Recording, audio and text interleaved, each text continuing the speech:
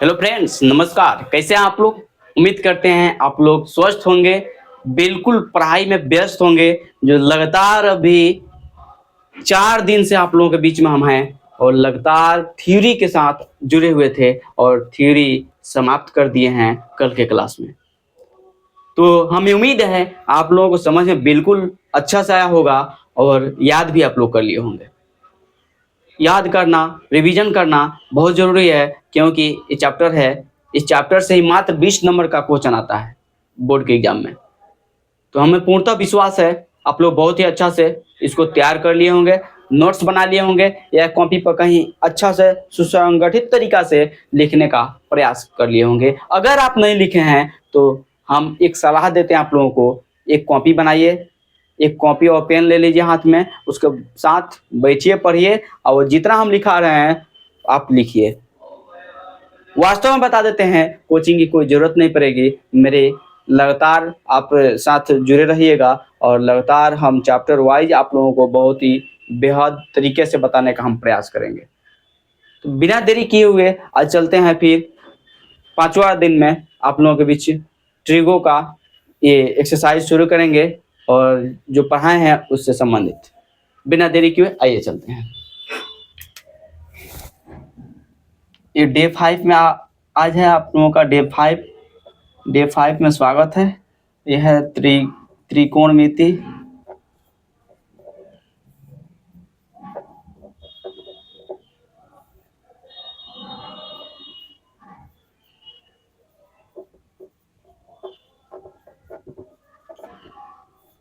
चलिए मेरे दोस्त, थोड़ा सा राइटिंग मेरा ठीक उतना नहीं है, आप लोग मैनेज कर लीजिएगा।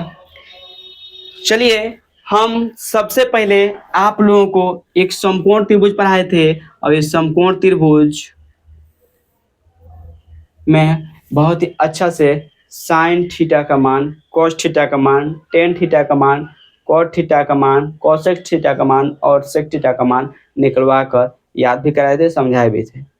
थोड़ा सा हिंट्स लेकर चलते हैं आप लोगों के बीच। ये मान लीजिए ए समकोण त्रिभुज है, इसका नामकरण हम कर देते हैं ए बी और सी। इसको परपेंडिकुलर कहते हैं, इसको बेस कहते हैं, इसको हाइपोटेनस कहते हैं।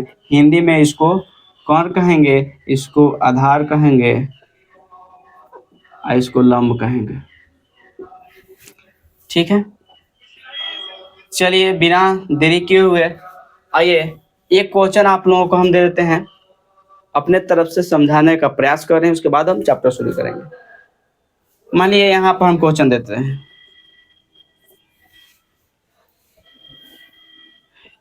यहाँ पर अपने तरफ से हम एक छोटा सा प्रयास कर रहे हैं बताने के लिए। मान लीजिए p का मान 5 है, b का मान 12 है और h का मान लीजिए 13 है। ठीक है, बिल्कुल। और पूछेगा साइन c का मान आप ज्ञात करें, साइन c का मान ज्ञात करें, मान ज्ञात करें।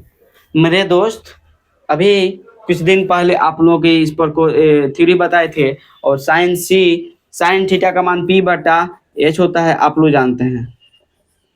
थीटा का मान p बटा h होता है, तो साइन c का वैल्यू पूछा है, थीटा की जगह पर इसका मान पूछा है। मेरे दोस्त दहेज बनाइए और आइए पेन कॉपी उठाकर देखिए, इसको लिखते चलिएगा, समझ लीजिए। पहले इस थीटा का बात कर रहा है, ये थीटा के सामने क्या है, ये परपेंडिकुलर है, यानी थीटा के सामने ही परपेंडिकुलर होता है, जिसको हम लोग हिंदी में लंब कहते हैं। इसको हम क्या कहेंगे, लंब।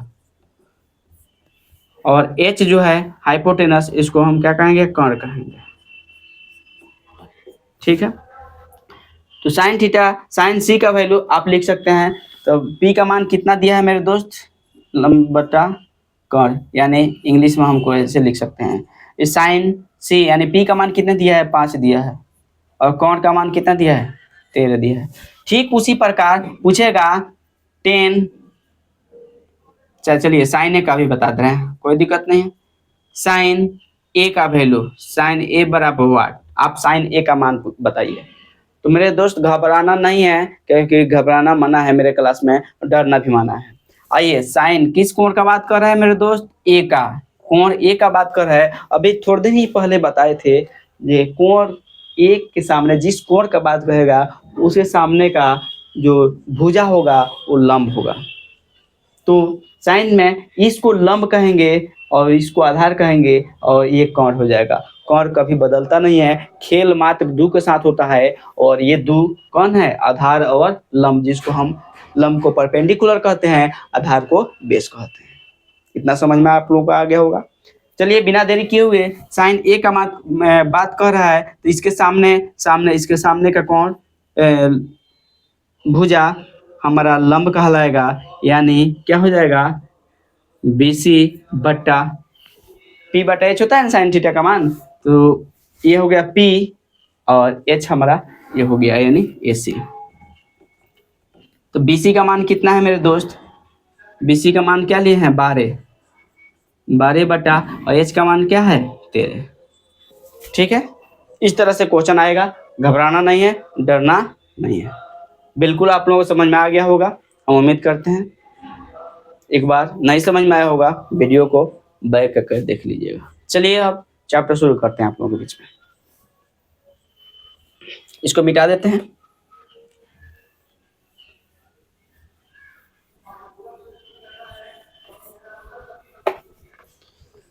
आइए, ओरिजिनल एनसीईआरटी आप लोगों के बीच में हम लेकर आए हैं और ये पढ़ाएंगे आप लोगों को एकदम निश्चित।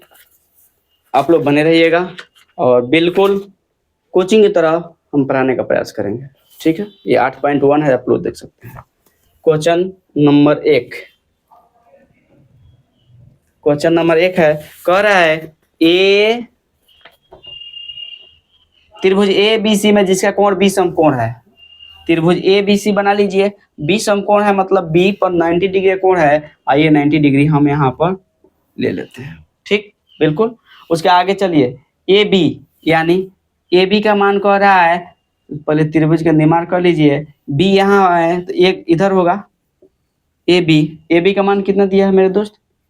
24 दिया है। और बी सी का मान, बी यहाँ पर है तो सी यहाँ पर होगा, ये 7 है। तो निम्नलिखित का मान ज्ञात करना है।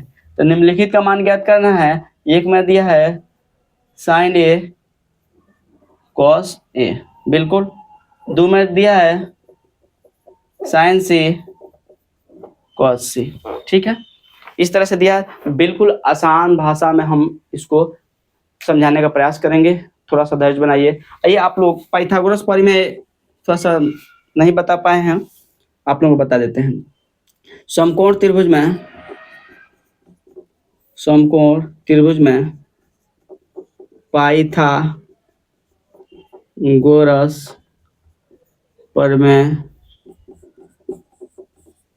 सिद्धांत से लंब, कोण और आधार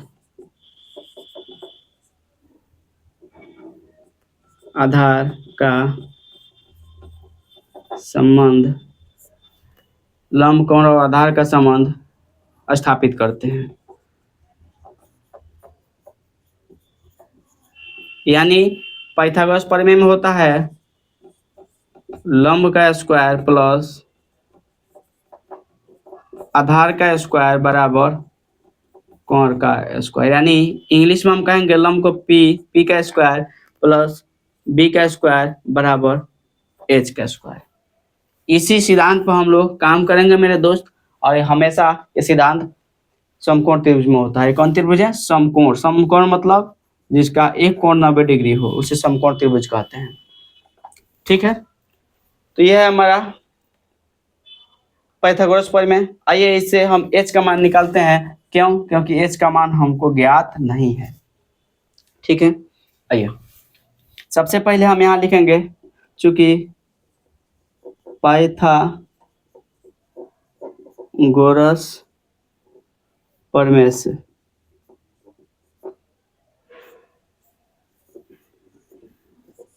एच स्क्वायर बराबर P square plus B square. यानी हमको एच निकालना है। एच रहने देंगे तो अंदर रूट है तो उधर जा, स्क्वायर है तो उधर जाकर अंदर रूट हो जाएगा। हो जाएगा P square plus B square.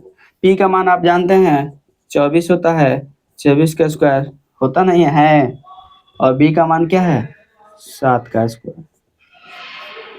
चलिए इसको 24 का स्क्वायर कितना होता है 576 प्लस इसका स्क्वायर कितना होता है 49 होता है। दोनों का आप जोड़िएगा तो आएगा मेरे दोस्त 9 6 15 और 7 4 11 1 12 और 6 5 1 6 यानी 625 का वर्गमूल आप लोग भली बात जानते हैं, 8वां क्लास में पढ़े हैं 5, यानी इसका मान है सॉरी इसका मान आ गया 25। एच हमारा कितना निकल गया 25।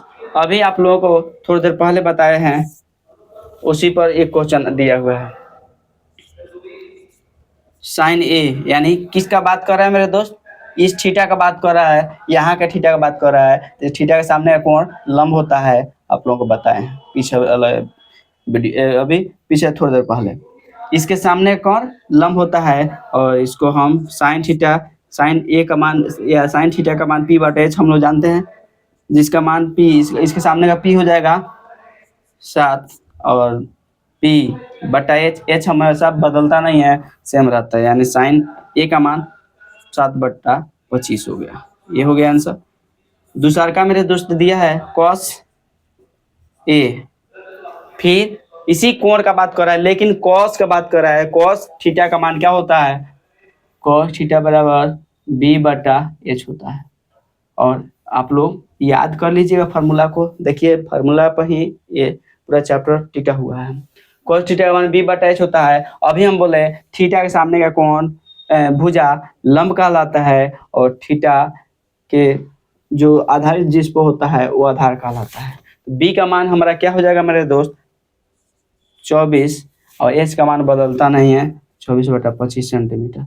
ये आप लोगों के लिए आज का एक क्लास है। उम्मीद करते हैं आप लोगों को समझ में आया होगा। और देखिए सेकंड नंबर क्वेश्चन आप लोग बनाइएगा, जगह नहीं है, अगले क्लास में फिर हम लेंगे आप लोगों के क्लास को, और हमें उम्मीद है आप लोगों को बहुत ही अच्छा से समझ में आया होगा। फिर मिलते हैं अगले क्लास में, तब तक दीजिए इजाज़त। जय हिंद।